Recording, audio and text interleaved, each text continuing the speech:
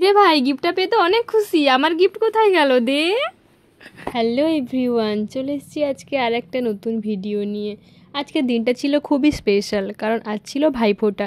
তাই মনে হলো তোমাদের সঙ্গে দিনটা একটু শেয়ার করে দিই। আজকে বাড়িতে সকাল সকাল উঠেই রান্না বান্না শুরু হয়ে গেছিলো। প্রথমেই মা ভাইয়ের পছন্দের পায়েস রান্না করলো নিজের হাতে। তারপর আমি বাকি রান্নাগুলোতে মাকে একটু হেল্প করছিলাম আর কি। ভাইদের জন্য মোটামুটি আমি আর মা মিলে সব কিছু রান্নাই কমপ্লিট করলাম। তারপর আমি চলে গেছিলাম রেডি হতে। ভাইফোঁটা বলে কথা, একটু না সাজুগুজু করলে হয়। আর পরেছিলাম আমার এই পছন্দের শাড়িটা। আর ফাইনাল লুক ছিল আমার এইটা।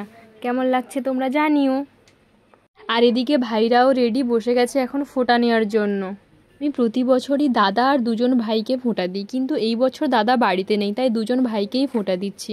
প্রথমে বড় ভাইকে ফোঁটা দিচ্ছি, তারপর ছোট ভাইকে।